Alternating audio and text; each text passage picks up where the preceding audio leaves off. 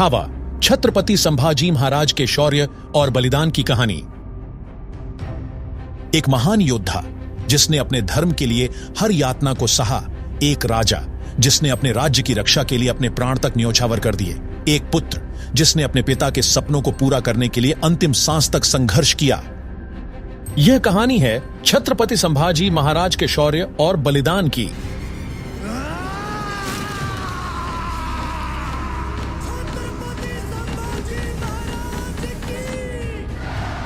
पुरंदर किला, सन 1657। शिवाजी महाराज अपनी पत्नी सईबाई के पास खड़े हैं, छोटे संभाजी को गोद में लेते हुए। माझा बाल, एक दिवस तू संपूर्ण स्वराज्याची ढाल बनशील।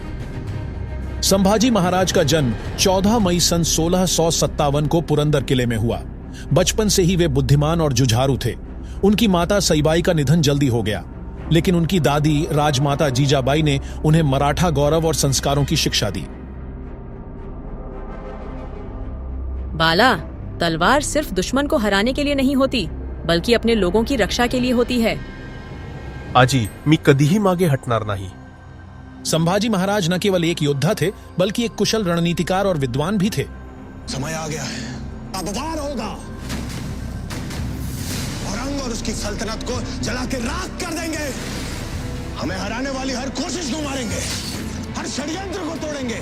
छत्रपति शिवाजी महाराज का सपना पूरा करके ही छोड़ेंगे। जय भवानी। वे संस्कृत, मराठी, फारसी और कई अन्य भाषाओं में निपुण थे। उन्होंने बुद्धभूषण, नखशिख, नायिकाभेद और सातशतक जैसे संस्कृत ग्रंथों की रचना की, जो उनकी विद्वत्ता का प्रमाण है। संभाजी महाराज ने अपने शासनकाल में 120 से अधिक युद्ध लड़े और कभी पराजित नहीं हुए, लेकिन अपने ही बहनोई गणोजी शिर्के के विश्वासघात के कारण उन्हें मुगलों द्वारा एक अत्यंत दुखद अंत का सामना करना पड़ा। संभाजी महाराज अपने शिविर में अपने विश्वसनीय साथियों के साथ रणनीति बना रहे थे। इस बीच गणोजी शिर्के मुगल सेनापति मुकर्रब खान से गुप्त रूप से मिल रहे थे। संभाजी महाराज संगमेश्वर में हैं, उनके साथ केवल 200 सैनिक हैं। यह उन्हें पकड़ने का सही मौका है। गणोजी शिर्के ने मुगलों से हाथ मिला लिया और उनके ठिकाने की जानकारी मुकर्रब खान को दी। 1 फरवरी 1689 को मुगल सेना ने संगमेश्वर में अचानक हमला किया।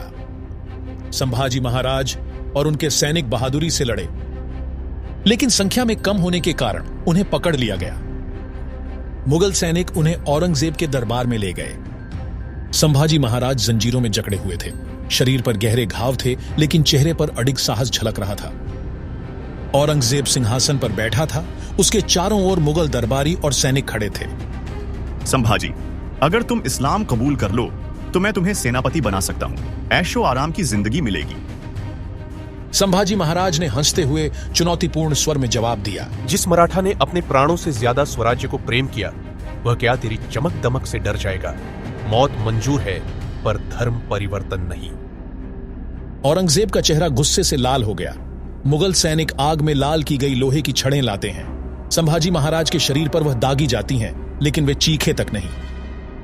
ये कैसा आदमी है? दर्द से कराहता तक नहीं।